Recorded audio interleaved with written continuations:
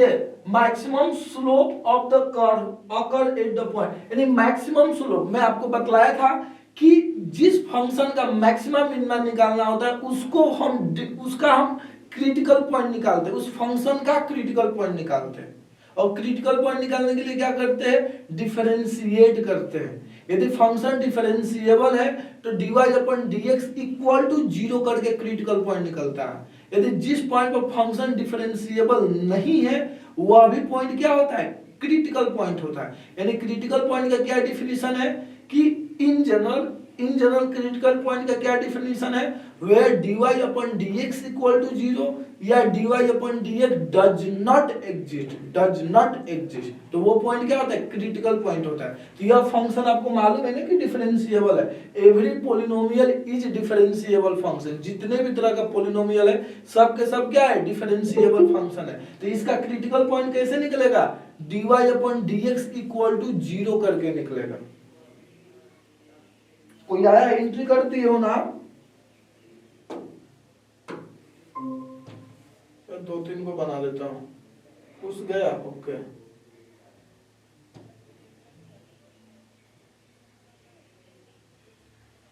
देखना meeting link मत कर देना, आप जाना तो खुद जाना, नहीं तो फिर दिक्कत हो जाएगी। हाँ, या मुझे कॉल कर देना, मीटिंग कोई लेफ्ट गलती से कर दिया तो कॉल कर देना। तो देखिए इसको मैक्सिमाइज करना था, इसको मैक्सिमाइज करने के लिए क्या कि स्लोप को मैक्सिमाइज करना है। तो मैं आपको अभी क्या बतलाया कि जिसको मैक्सिमाइज करना आता है हम उसका क्रिटिकल पॉइंट निकालते हैं। तो यहाँ y को मैक्सिमाइज नहीं करना है, स्लोप को मैक्सिमाइज करना, तो स्लोप का क्रिटिकल पॉइंट निकलेगा। स्लोप का तो पहले आपके पास स्लोप होना चाहिए ना, तो स्लोप कैसे निकलेगा, dy अपन dx करके, और dy अपन dx को एक नया फंक्शन g डिफाइन कर दो या y1 डिफाइन कर दो। जैसे आप यहाँ पर लिखिएगा dy अपन dx, आपसे तो निकल ही जाएगा, तो ये निकल गया। तो इसको मैक्सिमाइज करना है, तो इसको एक नया फंक्शन डिफाइन कर दीजिए f, और f को ये ले लीजिए जो भी आया डेरिवेटिव। अब इसको मैक्सिमाइज करना है क्योंकि अब ये स्लोप है, अब ये स्लोप है, तो मैक्सिमाइज करने के लिए क्या निकलेगा, इसका क्रिटिकल पॉइंट, यानी f dash x equal to 0।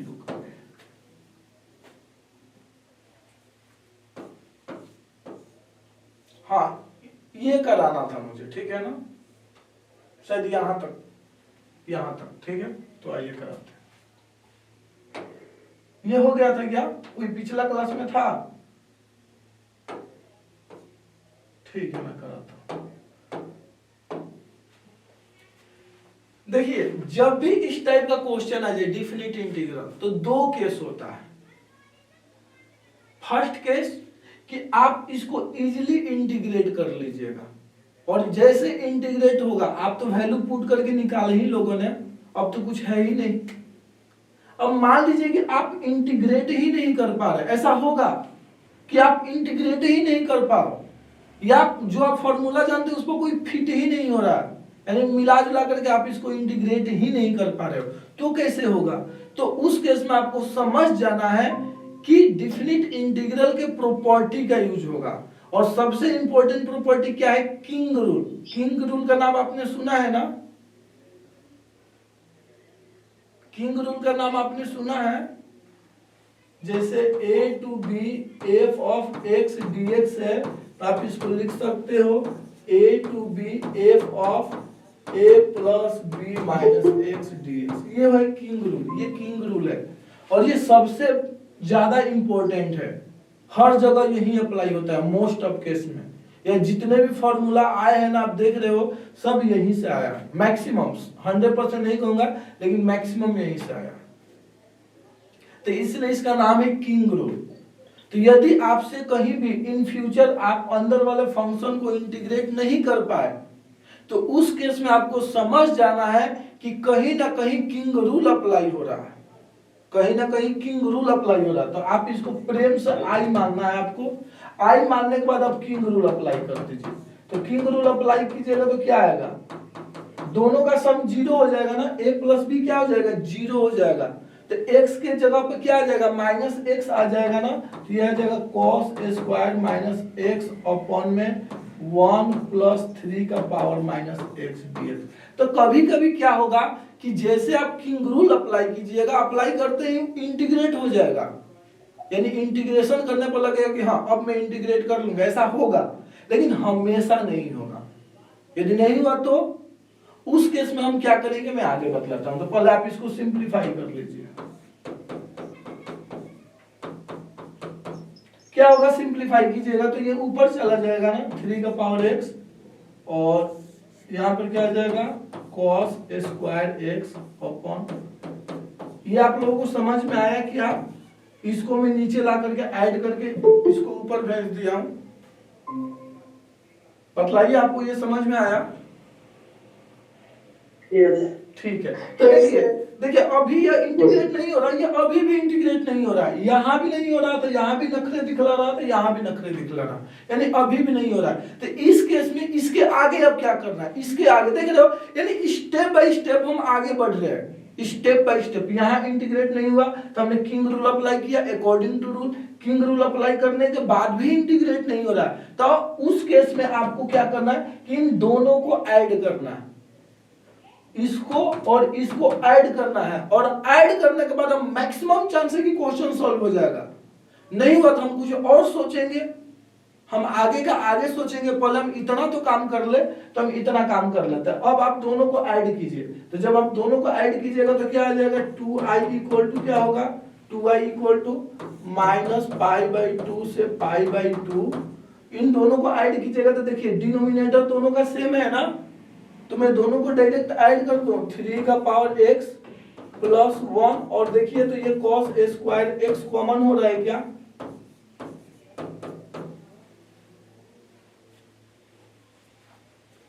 ये मैं सही लिखा हूं ना? देखिए जब दोनों को ऐड कीजिएगा तो cos स्क्वायर x यहां भी है, cos स्क्वायर x यहां भी है, तो कॉमन हो जाएगा, तो यही बचेगा ना 3 का पावर x और 1, और डिनोमिनेटर तो दोनों में सेम है इसलिए मैंने ऐड कर दिया, तो ये दोनों कैंसिल आउट हो गए। तो जिसके चलते प्रॉब्लम हो रही थी वो प्रॉब्लम क्या हो गया, सॉर्ट आउट हो गया। अब आप कर लीजिएगा ना, ऐसा तो आपने +2 में किया होगा ना, कि करा दूं इसके, आप आगे आप कर लोगे या करा दूं मैं? चलो ठीक, करा देता हूं।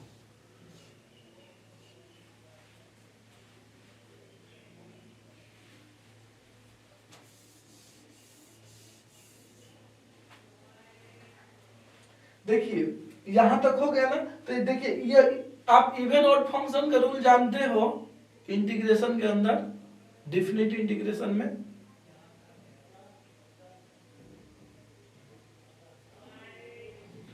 ठीक है मैं करा देता हूं। इसको लिखना है क्या आपको? लिखो, नहीं तो स्क्रीनशॉट आप ले लो, कुछ भी कर लो जल्दी से।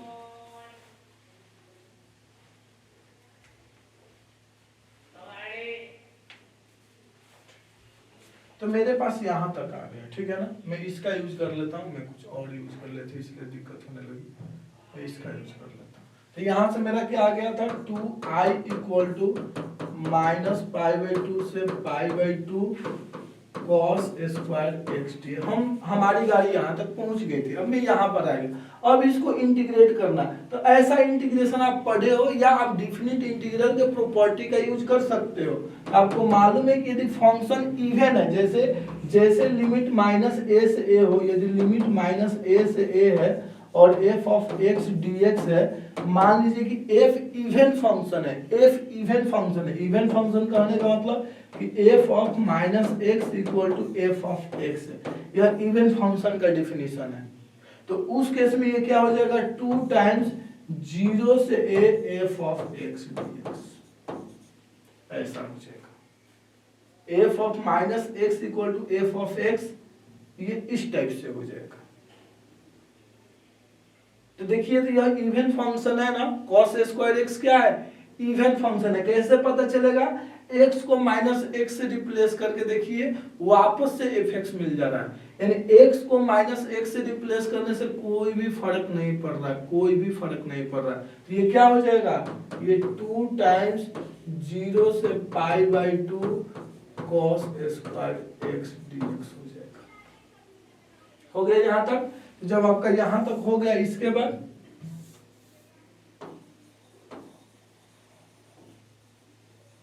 अब फिर से किंग रूल अप्लाई कीजिए, वापस से किंग रूल अप्लाई कीजिए। यदि आपको इंटीग्रेट करने का मन नहीं है उस केस में, तो ये 2 पहले मैं कैंसिल कर दिया, तो किंग रूल अप्लाई किया। आफ्टर किंग रूल ये क्या हो जाएगा, cos square pi by 2 minus x dx। ये है ना a plus b minus x, तो दोनों का sum pi by 2 minus x, तो यहां से क्या आ जाएगा sine square, sine square x. अब इन वापस खुद से दोनों को ऐड कर दीजिए, तो दोनों को ऐड करने से क्या मिल रहा है, 0 से pi by 2 sine square x plus cos square x dx। और इसकी वैल्यू क्या होगी, कोई बतलाइए।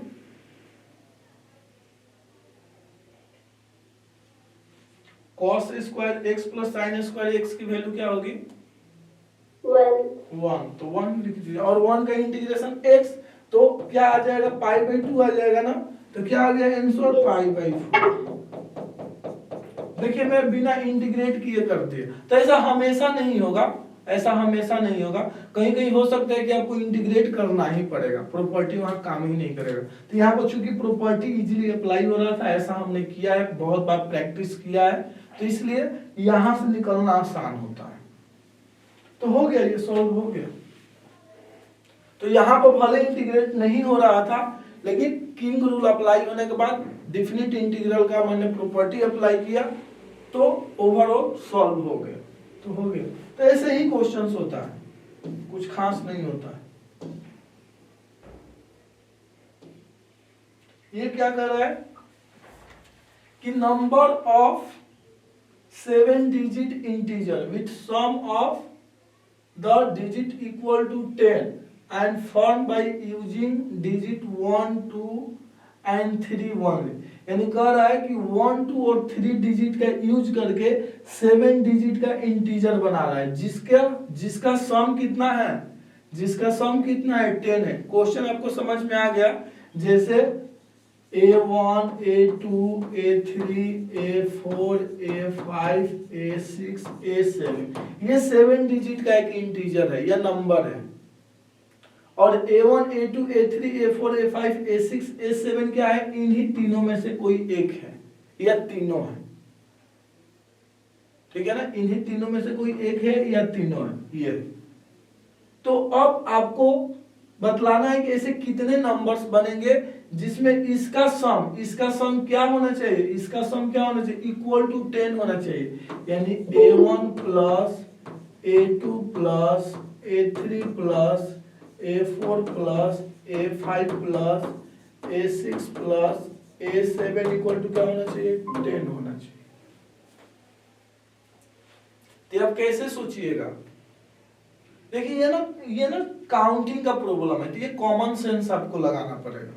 कभी कभी फॉर्मूले पर भी सेट हो जाता है, जैसे आप परम्यूटेशन कॉम्बिनेशन में फॉर्मूला पढ़े उस पर भी सेट हो जाता है, लेकिन कभी कभी हमें सिंपल काउंटिंग का मेथड अप्लाई करना होता है, सिंपल काउंटिंग का मेथड, और उसका यूज करके हम फॉर्मूले का यूज करते हैं। तो पहले तो हमें ये सोचना होगा कि वो कौन कौन से नंबर है जिसका सम 10 होगा, और वो इन्हीं तीनों में से कोई एक होना चाहिए, इन्हीं तीनों में से कोई एक या तीनों होना चाहिए। तो आइए देखते हैं। तो एक काम करते हैं, ऊपर से नीचे चले, तो मैं पहले 3 से स्टार्ट करता हूं। देखिए 3 प्लस 3, यदि मैं 3 को 2 बार यूज कर रहा हूं तो 6 हो गया, और 7 डिजिट तक पहुंचना चाहिए। तो 3 प्लस 3, यदि मान लीजिए कि इसमें 3 2 टाइम्स आता है, यदि 3 2 टाइम्स आता है, लेकिन 3 टाइम्स पॉसिबल है क्या, नहीं पॉसिबल है। 3 4 टाइम्स पॉसिबल है, नहीं पॉसिबल है। क्यों, क्योंकि यदि 3 4 टाइम्स लीजिएगा तो 3 प्लस 3 प्लस 3 प्लस 3 12 12 भी है, क्योंकि नहीं सर 3 टाइम्स लेंगे, तो 3 प्लस 3 प्लस 3 9 यही हो गया ना।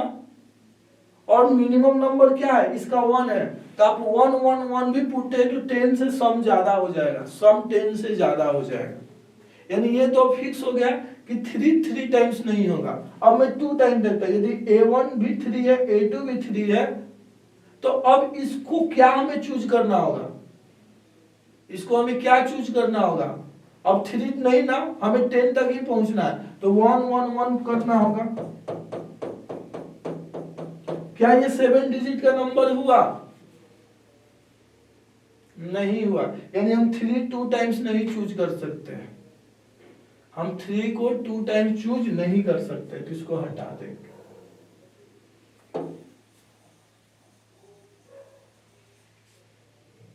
इसके अलावा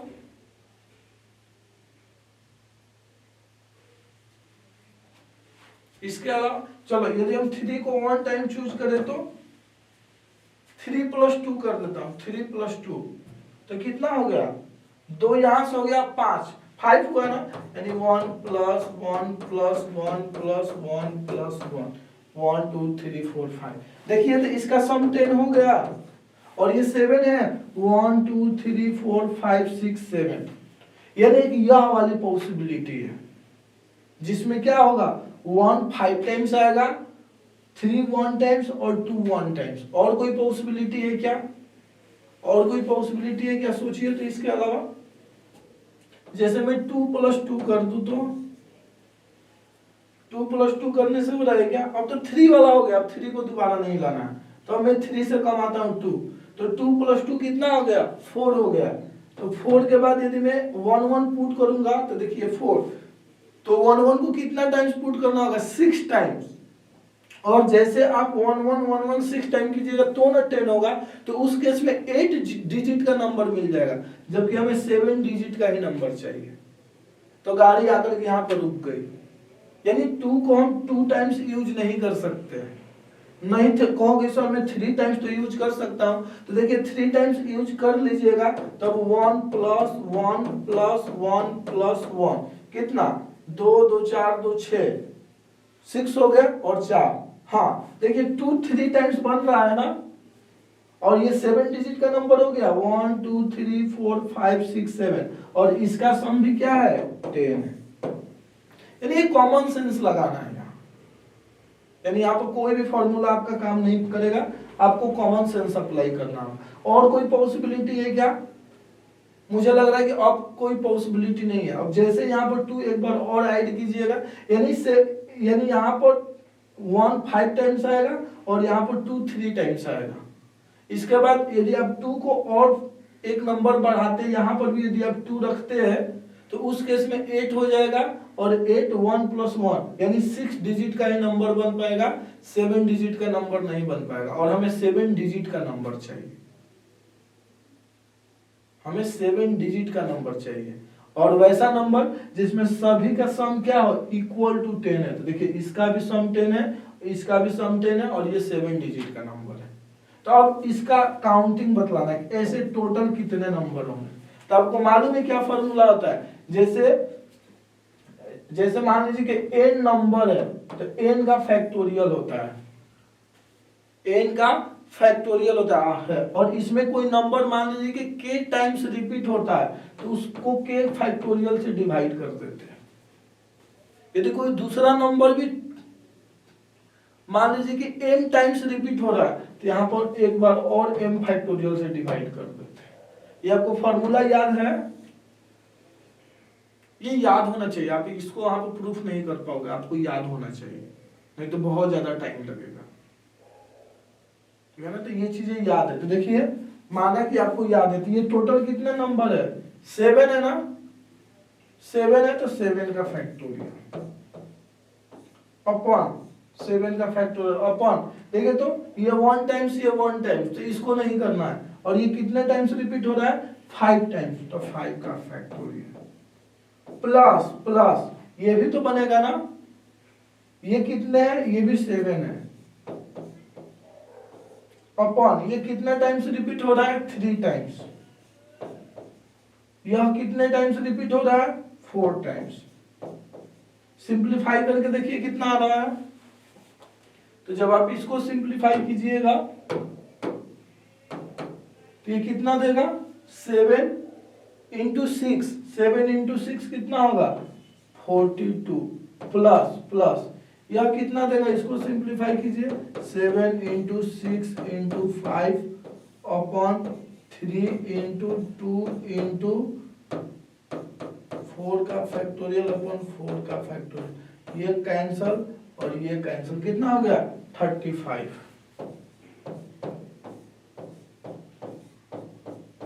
77 है ऑप्शन में क्या? हाँ ऑप्शन सी है। आप लोगों को समझ में आया?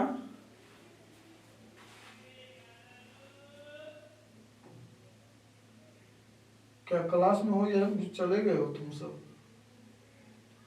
यस सर, समझ में आया। अकेले बचे हो, चलो ठीक।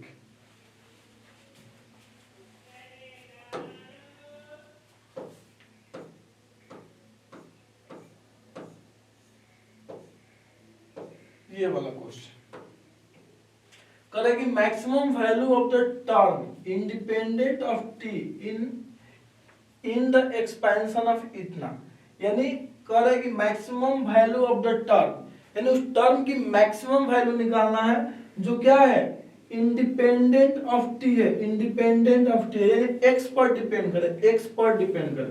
तो मुझे ये बताइए कि पहले वो टर्म कौन सा होगा जो एक्स से इंडिपेंडेंट होगा, वो टर्म कौन सा होगा जो x से इंडिपेंडेंट होगा, x से।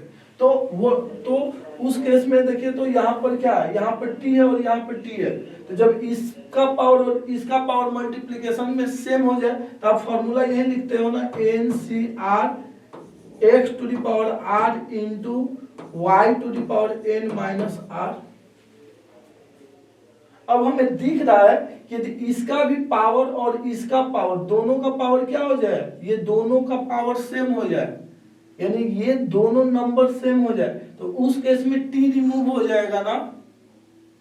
Yes sir. तो अब कर दीजिए यहाँ पर, तो n से आता n कितना है 10 है और मुझे r चाहिए वो पता नहीं है, और t टू द पावर कितना आएगा, t to the power x to the power 1/5 to the power r into 1 minus x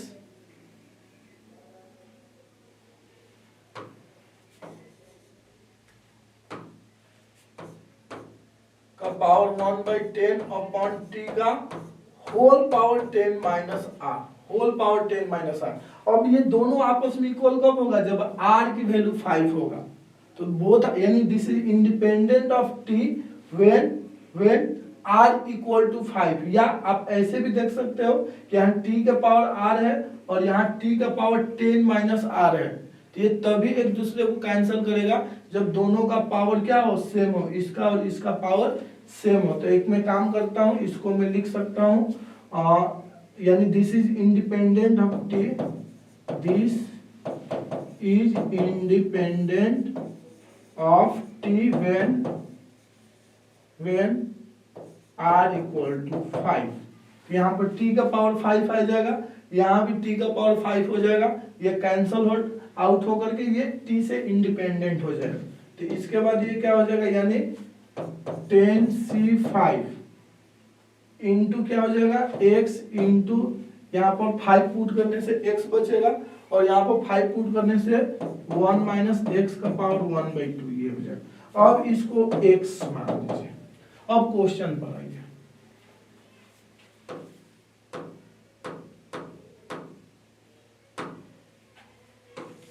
कह रहा है कि the maximum value of the term independent of T, यानी उस टर्म को मैक्सिमाइज कीजिए, यानी उसकी मैक्सिमम वैल्यू निकालिए जो टी से इंडिपेंडेंट है। यानी हमें किसी फंक्शन को मैक्सिमाइज करना है तो पहले वो हमें फंक्शन चाहिए ना, तो हम मैक्सिमाइज करेंगे। तो हमारे पास अब फंक्शन आ गया, वो फंक्शन कौन सा है, ये फंक्शन है, ये फंक्शन है। अब इस फंक्शन को हमें मैक्सिमाइज करना है, तब तो मैक्सिमम मिनिमम निकालने आता है ना, तब सिंपली निकाल लीजिए। तो इसको साइड कर दीजिए, इससे कोई मतलब नहीं है। फिर भी 10 का फैक्टोरियल अपॉन 5 का फैक्टोरियल इंटू 5 का फैक्टोरियल कितना हो जाएगा, 10 इंटू 5 9 इंटू 8 इंटू कितना होगा 8 into 7 into 6 upon 5 into 4 into 3 into 2।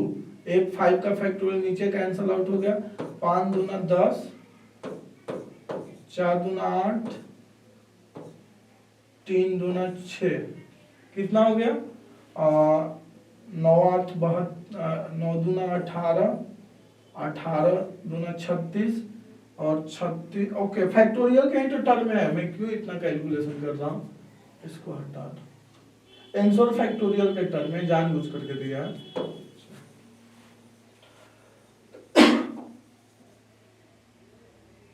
Answer factorial के टर्म में तो आप ऐसे ही इसको छोड़ दीजिए। अब इसको मैक्सिमाइज कीजिए, तो मैक्सिमाइज के लिए क्या करना होगा, क्रिटिकल पॉइंट चाहिए, एफ डैश निकालना होगा। Yes, sir. तो यहाँ पे एफ डैश निकालिए।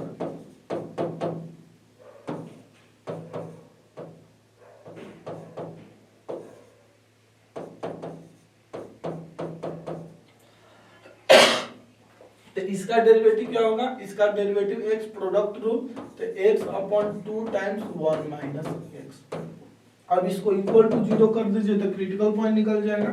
तो क्या होगा, इसको इक्वल टू 0 तो 1 माइनस x का square root equal to x upon 2 under root 1 minus x।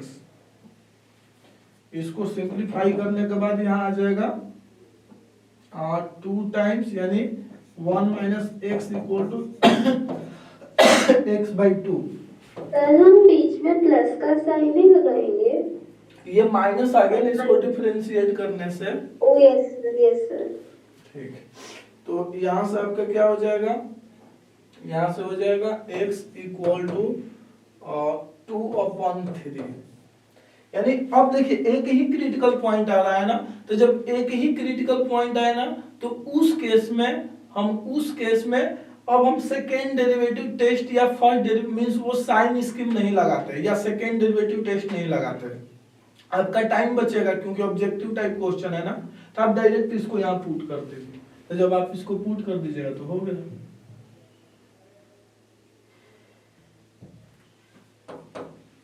तो 10 का फैक्टोरियल अपॉन 5 का फैक्टोरियल, 5 का फैक्टोरियल 2/3 ना, 2/3 इंटू 2/3 पुट करने से 1/√3। ऐसा कोई ऑप्शन है क्या, 5 का फैक्टोरियल का स्क्वायर 2। Second option. हाँ सेकंड ऑप्शन हो गया।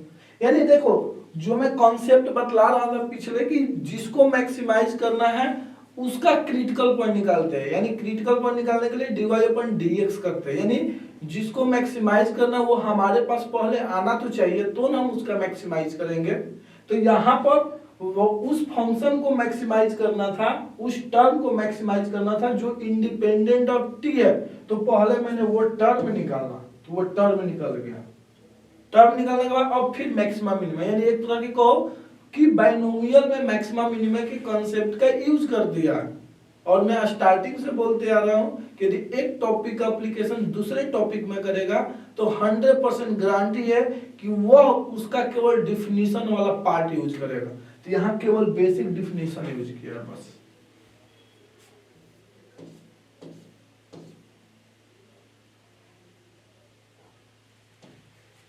ये कह रहा है कि R इक्वल टू ये P and Q at the same distance from the origin, okay, be a relation then the equivalent class of 1, -1 is the set. किस सेट में होगा, ये तो सिंपल है ना, यह किस में होगा मतलब ये तो, यदि x, y इस इक्वेशन को सेटिस्फाई भी तो करना चाहिए। इसको सेटिस्फाई नहीं कर रहा तो इसमें तो बिल्कुल नहीं होगा। 1 और 1 2 आएगा, इधर 4 है, इधर 1 1 2, तो ऑप्शन सेकंड। ये तो ऐसे ही तुक्का मारो हो गया, देखो टिक करोगे। सर ऐसे क्वेश्चन आईएसआई में भी पूछते हैं? देखो आईएसआई में भी का लेवल ज्यादा टफ नहीं होता है, ठीक है ना। यदि आपने जेई मेन में देखो, मेन चीज आपका कॉन्सेप्ट है, कॉन्सेप्ट क्लियर है तो क्वेश्चन सबसे होगा। आईएसआई का पेपर उठा करके देख लो, देखो ऐसे ही क्वेश्चंस आए ऑब्जेक्टिव में। उसका 2 पार्ट होता है, एक ऑब्जेक्टिव होता है और एक सब्जेक्टिव होता है। तो सब्जेक्टिव के लिए आपको देखना होगा। आप कोलकाता से ही हो क्या? नहीं सर, पंजाब से। पंजाब से हो तो आईएसआई का वो आता है बुक वगैरह, तो शायद आप गूगल करके मंगाओ। मींस आप मंगाए हो? ऐसे मंगवा तो रखे, और उसके सब्जेक्टिव क्वेश्चन सॉल्व करने में डिफिकल्टी होती है। तो उसका सॉल्यूशन भी देख करके समझ में नहीं आ रहा है। सर सॉल्यूशंस हैं, पर उनमें कोई कुछ मैं कि सिर्फ हिंट दे रखा है और इसको ट्राई करो, पर वो तो प्रॉपर लाइन मांगते हैं ना। हाँ, प्रॉपर लाइन लिखना होगा, वो पूरा डिटेल में लिखना होगा। तो जहां पर आपको दिक्कत होगा ना, तो आप मुझे फोटो खींच करके पर्सनली व्हाट्सएप कर दीजिएगा, मैं आपको गाइड कर दूंगा। Okay sir, thank you sir. मैं कॉन्सेप्ट यही रहेगा, ठीक है ना। आप क्वेश्चंस कितना भी पढ़ लो, कॉन्सेप्ट नहीं बदलेगा। चाहे जेई हो, सीईटी हो, उनका लेवल जेई की तरह नहीं होता है, जेई से कम होता है। जेई मेन की इक्विवेलेंट होता है या इससे कम होता है, उनका ज्यादा लेवल नहीं होता है। तो ये तो जेई मेन का ही पेपर में सॉल्व करना होगा आपका। ये जेई मेन 2021 का पेपर है। देखिए, let A be a symmetric matrix of order 2, यानी कोई मैट्रिक्स है जो कि सिमेट्रिक है जिसका ऑर्डर 2 है। तो आप तो मान सकते हो ना सिमेट्रिक मैट्रिक्स जिसका ऑर्डर 2 है, एक तरह से ए बी बी और सी, ये मैट्रिक्स है, सिमेट्रिक मैट्रिक्स है जिसका ऑर्डर 2 है, ठीक है। विथ इंटीजर एंट्री, यानी ए बी सी क्या है, इंटीजर है। The sum of diagonal of element of A square is 1, यानी sum of the diagonal of A square, इसका नहीं, ए स्क्वायर के डायगोनल का सम क्या है, 1 है। यानी इसका ट्रेस ना, डायगोनल का सम पता है ना कि ट्रेस होता है, इसका ट्रेस 1 है। तो एक ऐसा कुछ दिया है। तो then the possible number of such matrix is, यानी ऐसे कितने मैट्रिक्स होंगे, आपको वो बतलाना है कि ऐसे कितने मैट्रिसेस होंगे। तो ऐसा आईएसआई वगैरह में क्वेश्चन आता है, ठीक है। तो अब आप इसको कैसे सॉल्व कीजिएगा। The sum of diagonal entries of A square is 1 है। तो जब सम ऑफ डायगोनल एंट्रीज का सम क्या है, ए स्क्वायर का 1 है, तो then the possible number of such matrix. अब इसका स्क्वायरिंग कीजिए, कोई हमारे पास ऑप्शन ही नहीं है, तो स्क्वायरिंग कीजिएगा तो क्या आएगा, a square plus b square. Okay, रुको देख लेता हूँ, ए बी बी सी, इसका इससे किया तो a square plus b square, okay. फिर a b plus b c, a b plus b c, और यहाँ भी a b plus b c है, a b plus b c. यहाँ पर क्या, b square plus c square, b square plus c square. अब देखिए यह रियल है ना, यह रियल है, सिमेट्रिक दे रखा है ना, सिमेट्रिक दे रखा है तो रियल होगा, ठीक है ना। तो अब देखिए यहाँ पर इसका सम क्या है, 1 है ना, डायगोनल का सम क्या है, 1 है, यानी इसका सम 1 है, यानी a square plus b square plus b square plus c square equal to 1। अब यहाँ पर सिंपल लॉजिक लगाना है, a square plus 2b square plus c square equal to 1। अब कितनी पॉसिबिलिटीज होंगी, और ए बी सी क्या है, इंटीजर है। देखो तो b हमेशा 0 होगा ना, यदि b इंटीजर रहा तो यह कभी सम 1 नहीं होगा, यानी यहाँ से b, यानी यहाँ से यह इंप्लाई कर दिया कि b इक्वल टू 0। अब b जब 0 हो गया तो हमारे पास क्या बच गया, a square plus c square equal to. अब यहाँ पर भी 2 पॉसिबिलिटी है, यानी b तो ऑलवेज 0 होगा। यहाँ पर 2 पॉसिबिलिटी है, या तो a इक्वल टू 0 होगा या c इक्वल टू 0 होगा। तो उस केस में यदि आपका a 0 हुआ तो c क्या होगा, प्लस माइनस 1 होगा। तो इफ a इक्वल टू 0 तो c क्या हो रहा है, प्लस माइनस 1। ये ध्यान देना, जब आप a को 0 लिखोगे तो उस केस में या तो c प्लस 1 होगा या फिर माइनस 1 होगा। इस पेयर पर ध्यान देना, b हमेशा 0 होगा, b हमेशा 0 होगा, यानी b इंडिपेंडेंट है, लेकिन a और c आपस में डिपेंडेंट है। जब a 0 हो रहा है उसी केस में c प्लस माइनस 1 हो रहा है, या दूसरा पॉसिबिलिटी, जब c इक्वल टू 0 होगा उस केस में a प्लस माइनस 1 होगा।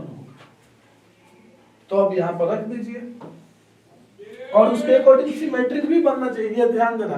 तो b तो 0 हो गया ना, b 0 हो गया, b आपका 0 हो गया, तो ये 0 हो गया। अब बच गया a और c। तब चेक कर लीजिए कितना होगा। तो जब a 0 हो, जब a 0 तो c के पास कितनी पॉसिबिलिटी है, दो पॉसिबिलिटी है। जब सी 0 है तो ए के पास कितनी पॉसिबिलिटी है? दो। तो कितने मैट्रिक्स हो रहे हैं? 4 हो गया।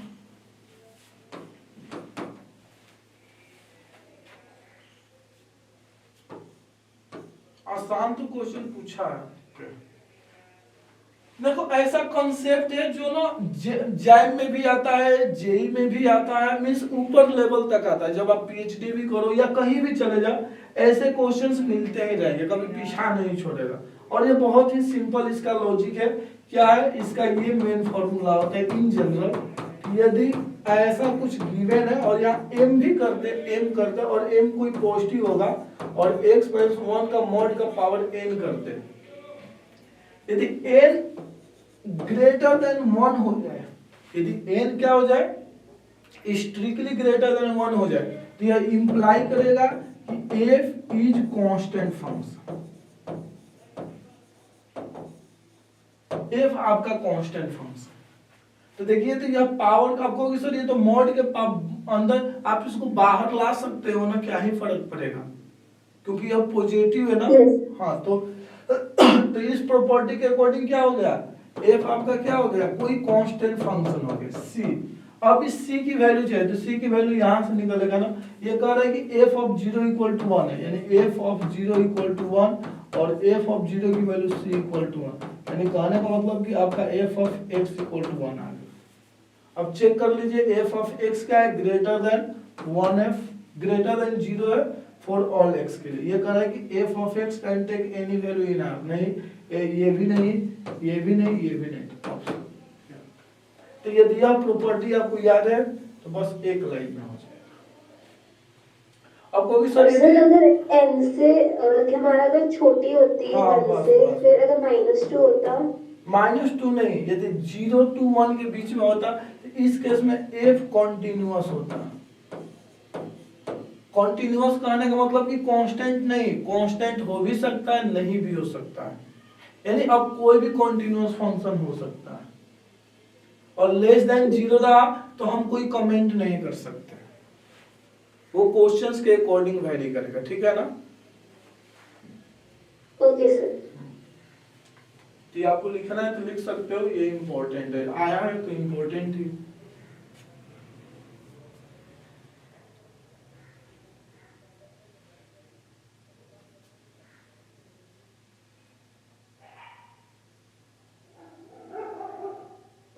सर लिख लिया।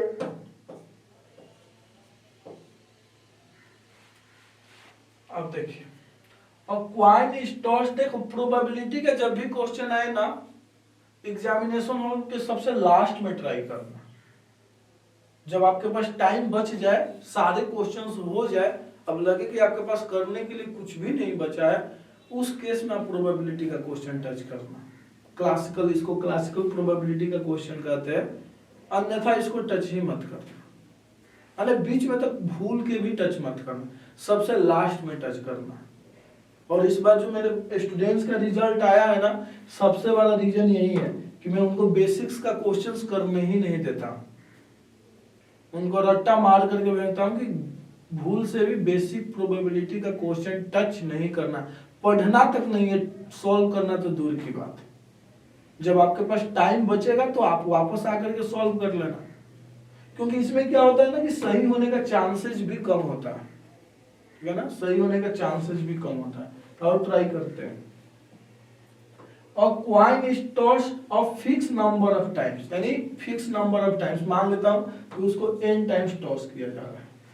The probability of getting 7 heads is equal to the probability of getting 9 heads, यानी जो 7 हेड्स आने की प्रोबेबिलिटी है वो किसके इक्वल है? वो 9 हेड्स के है। तो जब आप इसको n टाइम्स टॉस करोगे तो टोटल नंबर ऑफ पेयर्स कितने बनेंगे? जब आप इसको n टाइम्स टॉस करोगे तो कितने total number of sample set बनेगा? Event, total number of event कितने होंगे? 2 power n, 2 to the power n हो जाएगा। कैसे? कैसे? यहां पर क्या हो जाएगा आपका 2 टू द पावर n, क्योंकि मैं टोटल नंबर ऑफ सबसेट हो जाएगा ना, इवेंट क्या होगा, टोटल नंबर ऑफ सबसेट हो जाएगा। तो ये कैसे होगा, जैसे मान लो कि आप 2 टाइम्स टच करो, तो या तो टेल टेल आएगा, या टेल हेड आएगा, या हेड टेल आएगा, या हेड हेड आएगा, यही ना। यानी किसका आप बना रहे हो, टेल टेल हेड और हेड, यही ना। यदि आप 2 टाइम्स टॉस कर रहे हो, देखो जब आप 2 टाइम्स टॉस कर रहे हो तो ये इसको हटा, जब आप 2 टाइम्स टॉस कर रहे हो तो कुछ ऐसा बन रहा है, कुछ ऐसा। तो ये कितने हो रहे हैं, 1 2 3 4, यानी 2 to the power 2 equal to 4। ऐसे ही जब आप 3 टाइम्स टॉस करोगे, 3 टाइम्स टॉस करोगे तो कितना आएगा, 2 to the power 3 8 आएगा। आप बना करके देख लेना। तो ऐसे ही n टाइम्स टॉस कीजिएगा तो कितने सेट बनेंगे, ऐसे कितने बनेंगे, 2 to the power n बनेगा, यानी 2 to the power n हो गया। यानी इसमें यानी सैंपल साइज कितना हो गया, सैंपल स्पेस की कार्डिनलिटी, यानी उसमें टोटल कितने एलिमेंट होंगे, 2 to the power n elements होंगे, यानी इतना हो गया। अब इसमें से जैसे यहाँ पे मैं 2 टाइम्स किया हूँ ना, ऐसे यदि आप 3 टाइम्स, देखो हो सकता है कि इसमें इन जनरल में दिक्कत हो, तो आप ना ऐसे करके आप वेरीफाई कर सकते हो, आप अपने आप को जस्टिफाई कर सकते हो कि जैसे जब मान लो कि टेल टेल यदि मैं 3 टाइम्स टॉस करूंगा तो कुछ ऐसा ऐसा बनेगा, और हमें कहा कि हमें उसकी प्रोबेबिलिटी निकालना है जिसमें टेल 2 टाइम्स आ रहा है। तो अब आप देखोगे ना कि ऐसे कितने एलिमेंट्स हैं जिसमें टेल 2 टाइम्स आ रहा है, तो वो कैसे निकालोगे, उसका नंबर कितना होगा, कैसे निकलेगा, ये नंबर कितना होंगे कैसे पता चलेगा, ऐसे कितने होंगे, अभी अभी मैं पीछे कराया था, this one नहीं ये मैं काउंट कराया था ना, भूल गए। ये सेम यही कॉन्सेप्ट है, जहाँ पे a1 + a2 10 कर रहा था, यही सेम कॉन्सेप्ट। हमें यही आपको ये मालूम करना है कि ऐसे कितने टोटल नंबर हैं जिसमें 3 1 टाइम्स आ रहा है, 2 1 टाइम्स आ रहा है और 1 5 टाइम्स आ रहा है। तो यही आप कीजिएगा ना, तो यहां भी तो सेम वही चीज है ना। यदि आप ध्यान से कंपेयर कीजिए तो मैं ये कर रहा हूं कि टेल 2 टाइम्स आना चाहिए इसमें, जब यदि आप 3 टाइम्स टॉस कर रहे हो तो टेल 2 टाइम्स आना चाहिए। तो ये 3 हो गया अपॉन 2 टाइम्स 2 का फैक्टोरियल हो गया, क्योंकि 2 टाइम्स रिपीट कर रहा है। अब सर हेड भी तो रिपीट करेगा, नहीं हेड भी तो रिपीट करेगा, तो बाकी हेड होगा ना, टेल के बाद बाकी क्या होगा, हेड होगा। तो कितना होगा, 3 - 2 का फैक्टोरियल, क्योंकि 2 ही पॉसिबिलिटी यानी 2 ही तरह है ना, या तो टेल है नहीं तो हेड है। तो आपको ये करना होगा, यानी कहने का मतलब कि आपको कुछ ऐसा करना होगा।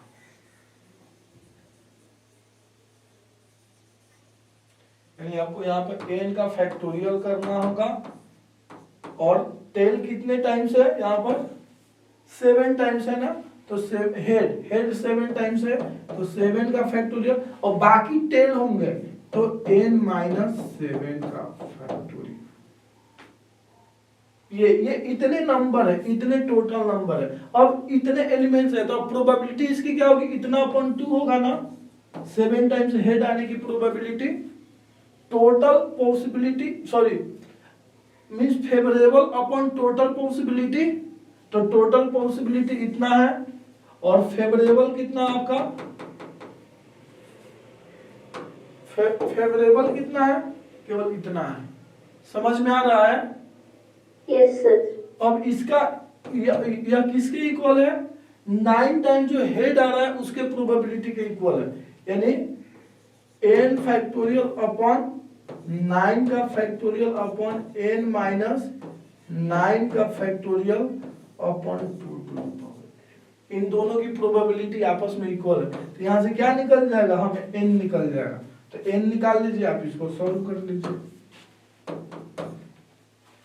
तो क्रॉस मल्टीप्लाई कीजिए, तो 9 × 8 × 7 का फैक्टोरियल कट, चलो लिख देता हूं, और यहाँ पे n - 9 ना, n - 9 का फैक्टोरियल इक्वल टू 7 का factorial into n - 7 into n minus 8 into n minus 9 का फैक्टोरियल। तो ये कैंसिल और ये कैंसिल, तो यहाँ से क्या बच गया, यहाँ से आपका हो गया कितना होगा, 9 दूना 9 8 72, 72 इक्वल टू यहाँ पे क्या हो जाएगा n minus 1 sorry n minus 7 into n minus 8। Simplify कीजिए कितना आ रहा है, जब आप इसको सिंप्लीफाई कीजिएगा तो n square minus 15n plus 9 8 56 minus 72 equal to 0। n square minus 15n minus कितना होगा 6 16 इक्वल टू 0। तो यहाँ से n इक्वल टू क्या हो जाएगा 16, क्योंकि n की वैल्यू निगेटिव नहीं होगी, यहाँ से n की वैल्यू -1 और 16 मिलेगा, तो चूंकि n की वैल्यू निगेटिव नहीं होगी तो n इक्वल टू 16 हो जाएगा, यानी n की वैल्यू निकल गया 16। अब मुझे किसकी प्रोबेबिलिटी निकालना है, the probability of getting two heads आने की प्रोबेबिलिटी, यानी 16 का फैक्टोरियल अपॉन 2 फैक्टोरियल इंटू 14 का factorial upon 2 to the power 16। Simplify कर लीजिए कितना आ रहा है 16 into 15 upon 2 into 2 to the power 16, तो 15 अपॉन ये कितना होगा 2 टू द पावर 13, सही है ना 8, और यहां से 3 कैंसल आउट हो गया, कौन सा हो रहा है ऑप्शन सी हो रहा है। यानी हमें पहले n चाहिए था, वो कह रहा है कि कितने, मैंने एक फिक्स नंबर टाइम्स टॉस कर रहा है, तो नंबर क्या हमें नहीं पता है, तो उसको निकालने के लिए कंडीशन दे रखा है ये। जैसे आप कहोगे कि यह प्रोबेबिलिटी निकालना है, तो आपको यह पता चल जाए कि यह कितने टाइम टॉस हो रहा है, तो आपके लिए प्रोबेबिलिटी निकालना आसान हो जाएगा ना।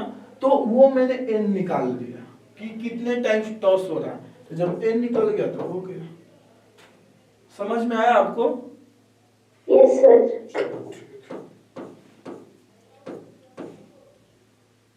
जैसे ये क्वेश्चन है आपके पास कि sine inverse x equal to इतना है, then the value of this. तो जब भी इस टाइप का क्वेश्चन आए ना, इस टाइप का क्वेश्चन, एक काम कीजिए इक्वल टू t जरूर मान लीजिए, इससे थोड़ा आसान हो जाएगा। इससे क्या हो जाएगा आपका कि a निकल जाएगा, तो a इक्वल टू क्या हो जाएगा, a इक्वल टू हो जाएगा आपका, a इक्वल टू हो जाएगा कितना sign inverse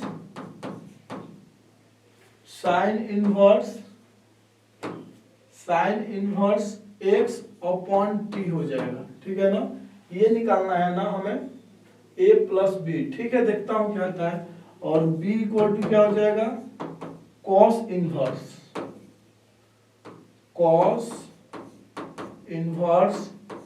x upon t। a plus b चाहिए, तो मैं दोनों को ऐड कर रहा हूं, तो a प्लस बी निकाल दिया। a प्लस बी क्या होगा, सही निकाल रहा हूं ना, इसको इधर और इस, हाँ, तो a प्लस बी क्या होगा sine inverse x plus cos inverse x upon t। बतलाइए तो इसकी वैल्यू क्या होगी, sine inverse x plus cos inverse x,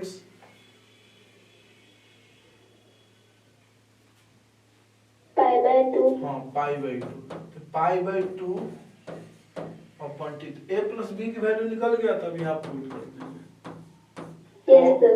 cos pi c upon π/2 t, तो पाई कैंसल, यहाँ से हो गया cos 2tc, और t क्या है, अब यहाँ से निकाल लीजिए t को पुट कर दीजिए, t इक्वल टू आप ये पुट कर सकते हो ना, तो बस हो गया। यानी यहाँ पर सारी चीजें ना रिलेशन रिलेटेड होता है, रिलेशन, यानी जो मैं स्टार्टिंग से बोल रहा हूँ ना कि यदि आप क्वेश्चंस के रिक्वायरमेंट को फुलफिल कर दो तो आपके लेवल में, यानी +2 के लेवल में 90% क्वेश्चन सॉल्व हो जाएगा। थोड़ा जेई में दिक्कत होगा, यानी यदि मैं जेई मेन की बात करूं तो 90% क्वेश्चन रिक्वायरमेंट बेस होगा, 90 से 95%। जेई एडवांस में क्या होगा ना 90% नहीं होगा, फिर भी 70 to 80% होगा। वो भी बाकी के 30% भी रिक्वायरमेंट बेसी होंगे, लेकिन वो थोड़ा जटिल होते हैं, उनको थोड़ा ब्रेक डाउन करना इतना आसान नहीं होता, उसके लिए टाइम चाहिए। और आपको केवल क्वालिफाई करना है, एक अच्छा रैंक लाना है, और 50 से 60% क्वेश्चंस करने से काफी अच्छा खासा रैंक आ जाता है, क्योंकि यही हमने भी दिया है। तो यहां से क्या आ जाएगा, cos t इंटू सी, टी इंटू सी की वैल्यू मैं डायरेक्ट पुट कर देता हूं, 2 कितना हो जाएगा, 2 tan इनवर्स y। अब देखिए cos 2 थीटा का क्या फॉर्मूला होता है tan के फॉर्म में, cos 2 थीटा का फॉर्मूला tan के फॉर्म में क्या होता है, 1 माइनस tan स्क्वायर ना, 1 minus tan square theta, theta की जगह पर क्या है पुट कर दीजिए, थीटा की जगह पर आपका tan inverse y upon 1 plus tan inverse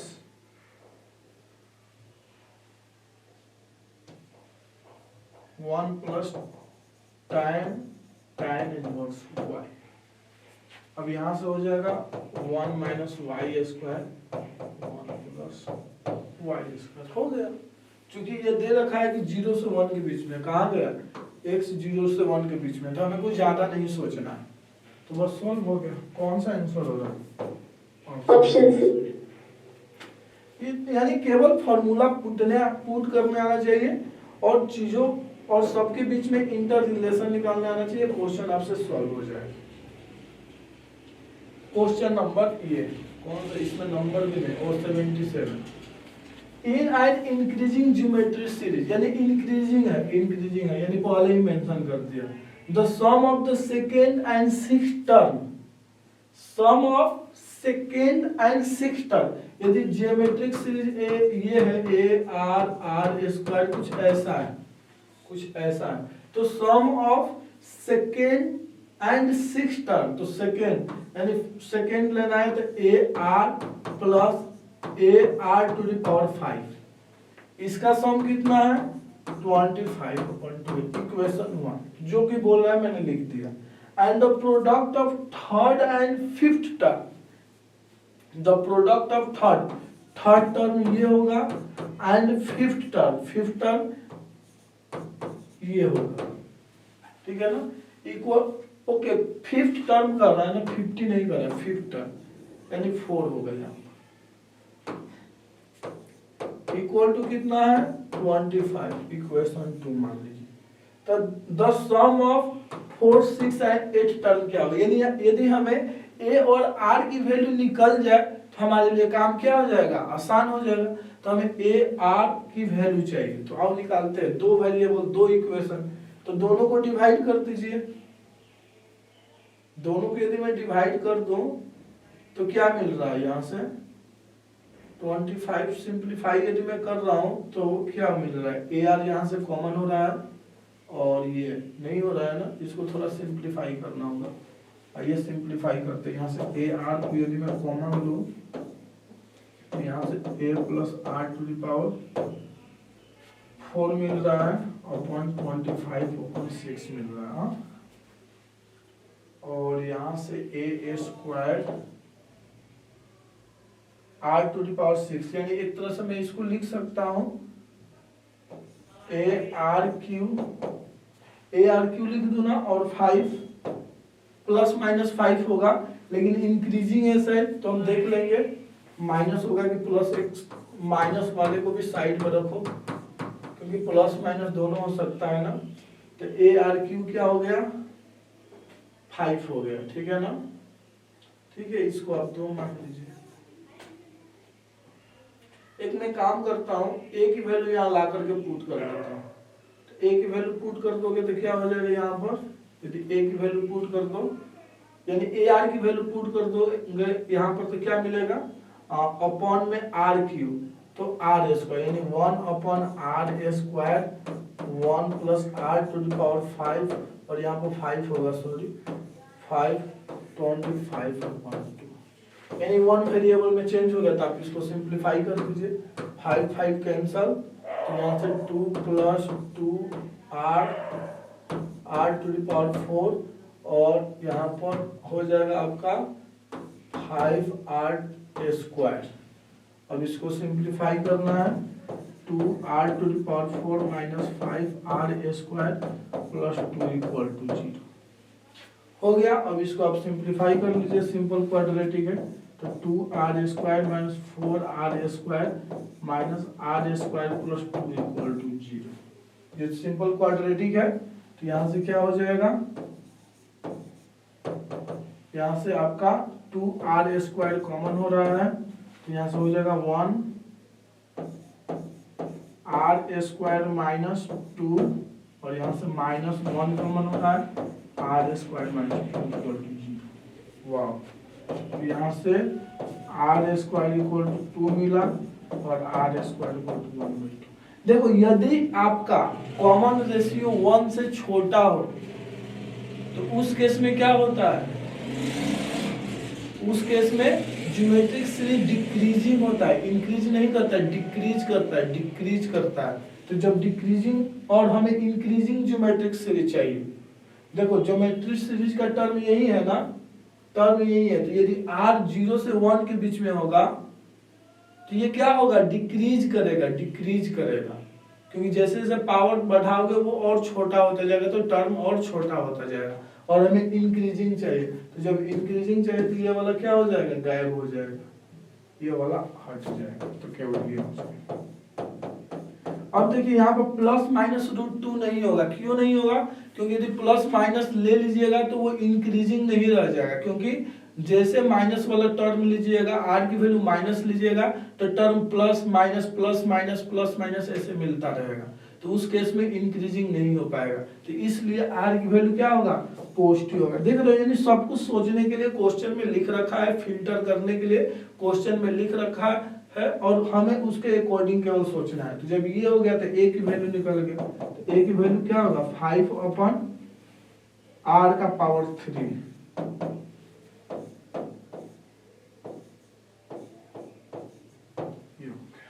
तो जब a निकल गया, r निकल गया, तो अब आप निकाल लीजिए टर्म का सम।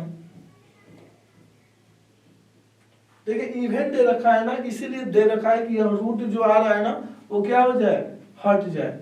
तो आपको किसका सम निकालना है, AR3, ओके सॉरी, AR3 फिर AR5 फिर AR7। तो यहाँ से क्या कॉमन हो रहा है, AR3 कॉमन हो रहा है, और यहाँ से आ जाएगा आपका 1 + r² + r⁴। आसान है, AR3 की वैल्यू दे रखा है कहीं पर, AR3 की वैल्यू 5 आया था स्टार्टिंग में, तो मैं इसका हेल्प नहीं लूंगा, और इसके बाद 1 + r की वैल्यू 2 r² r⁴ की वैल्यू ये कितना हो गया, 8 1 9 5 45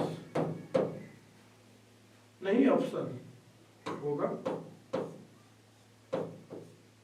कहाँ में सर 35 5 2 7 ओके।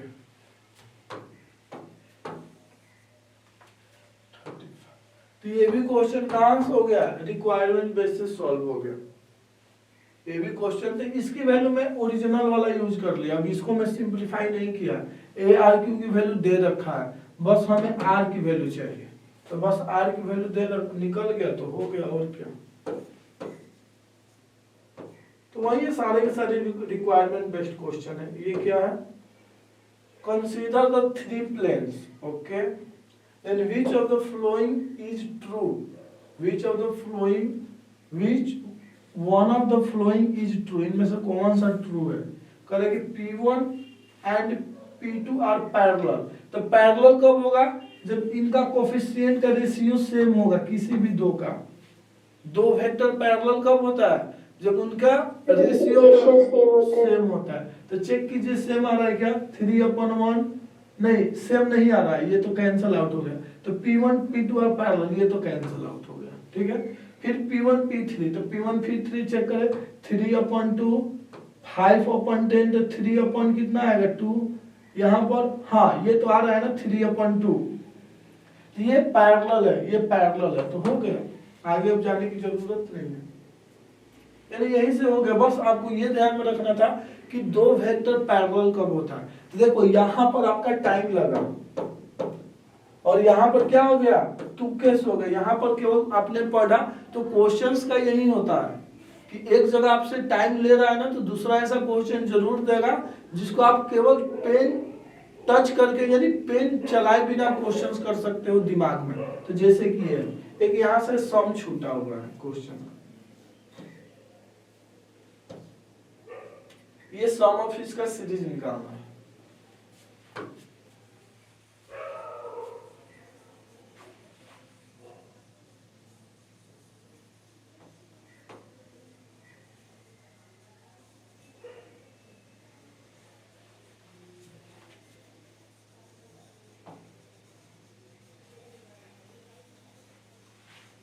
इसका सम कैसे निकलेगा, देखिए जब भी इस टाइप का क्वेश्चंस आए ना, उसको एस मान लीजिए। जब भी जीपी का कुछ टर्म दिखाई दे, देखिए यह जीपी में 3 स्क्वायर जीपी में, तो आपको क्या करना है कि कॉमन रेशियो से इसमें मल्टीप्लाई करना है दोनों साइड कॉमन रेशियो से। कॉमन रेशियो क्या है 1/3, केवल जीपी वाले टर्म को कंसीडर करना है, बाकी को भूल जाइए। और मल्टीप्लाई करने के बाद सबको उसके के सामने लिखिए, यानी सेम पावर को उस टर्म के जस्ट नीचे लिखिए। तो इसको यहाँ पर लिखिएगा तो 1/3, इसमें मल्टीप्लाई कीजिएगा, यहाँ पर मल्टीप्लाई कीजिएगा तो 2/3 का स्क्वायर, यानी 2/3 का स्क्वायर। ये वाला टर्म यहाँ आ जाएगा 7/3 का क्यूब, प्लस ये वाला टर्म यहाँ आ जाएगा 12/3 का 4, ये वाला टर्म यहाँ आ जाएगा 17/3 टू द पावर 5, ऐसे ही चलता जाएगा।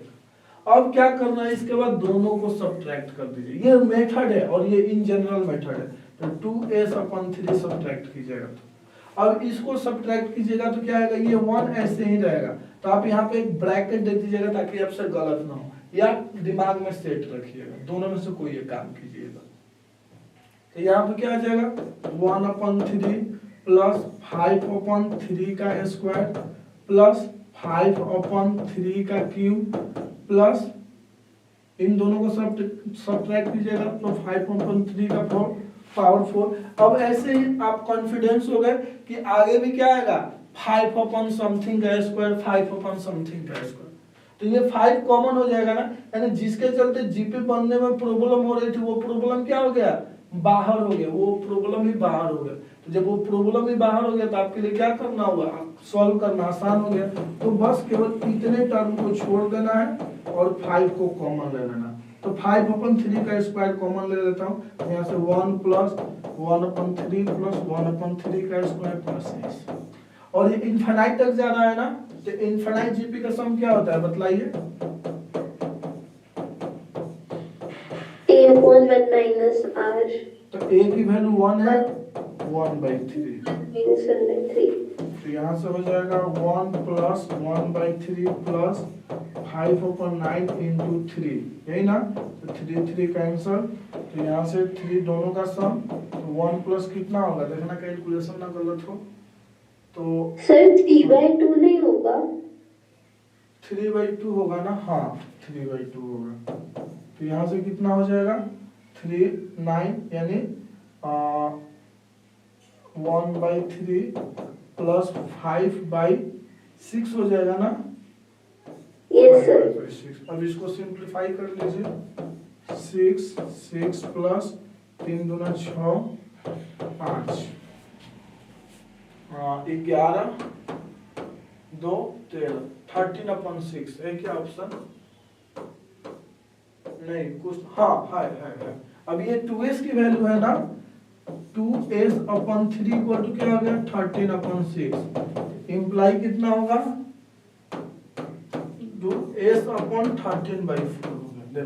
ऐसे ही गलती होती है एनएटी में, 13/4। एनएटी में क्या होता है कि हम यहीं से मार करके निकल जाएंगे और इसको भूल जाएंगे। तो इसका क्या सॉल्यूशन है कि ऐसी गलतियां ना हो सॉल्व होने के बावजूद, तो आप इसको साथ साथ लिखिए। जैसे मैं यहीं पर छोड़ दिया ना, तो आप इसको हर स्टेप में लिखिए, तो आपको ध्यान में रहेगा। आपको लगेगा कि मैं वहां सोच लूंगा, ऐसा नहीं होगा। ऐसा क्यों नहीं होगा? क्योंकि हमें आगे बढ़ने की जल्दी होती है, हमें अगले क्वेश्चंस पर जाने की जल्दी होती है क्वेश्चन सॉल्व होने के बाद। तो हम यह नहीं सोच पाते कि हमने पीछे क्या छोड़ा है, किसको ऐड करने के लिए छोड़ा है, किसको सब्ट्रैक्ट करने के लिए छोड़ा है, किसको मल्टीप्लाई करने के लिए छोड़ा है, किसको डिवाइड करने के लिए छोड़ा है। वो उधर ही छूट जाता है और सॉल्व होते हुए भी हमसे गलत हो जाता है।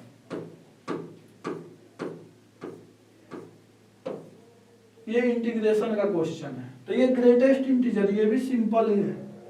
आप पहले इसको सॉल्व कर लीजिए या डायरेक्टली ओके। यहाँ फ्रैक्शनल पार्ट ऑफ एक्स है ना, यह फ्रैक्शनल पार्ट ऑफ एक्स है। तो फ्रैक्शनल पार्ट ऑफ एक्स का पीरियड क्या होता है? 1 होता है ना। तो यहाँ पर पीरियोडिक का कॉन्सेप्ट अप्लाई कीजिए। जैसे एक फॉर्मूला आता है एन टी और m t f of x d x. यदि इसका पीरियड टी है, इसका पीरियड टी है, तो फॉर्मूला होता है एम माइनस एन 0 से T f of x d x. ये फॉर्मूला होता है। तो आपको मालूम है कि फ्रैक्शनल पार्ट ऑफ एक्स क्या है? पीरियोडिक फंक्शन है, यानी e का power fractional part of x. तो जब यही पीरियोडिक है तो ओवरऑल क्या हो गया?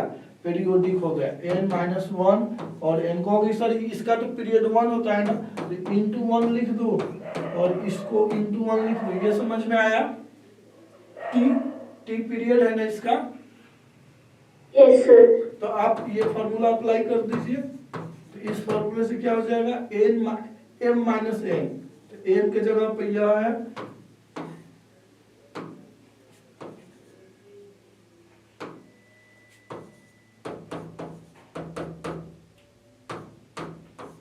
0 से 1 e का power fractional part of x dx हो गया। अब तो यह इंडिपेंडेंट अब क्या हो गया? n हो गया, तो ये हो गया 1, ये 1। तो यहाँ इसका इंटीग्रेशन 0 से 1 e का पावर x dx। 0 से 1 में ग्रेटेस्ट इंटीजर की वैल्यू 0 होगी ना, तो यह सिंपली बाहर आ जाएगा। Fractional part of x simply बाहर आ जाएगा x। तो इसका इंटीग्रेशन e का पावर x यानी e माइनस 1। अब समेशन के अंदर रख दीजिए।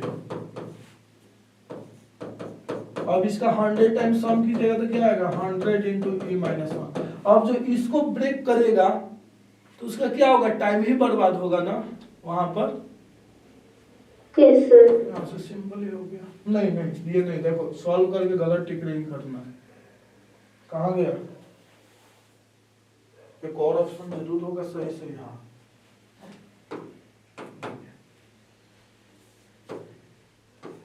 चलो, पूरा का पूरा हो गया, खत्म। वाह, नहीं अभी बचा है।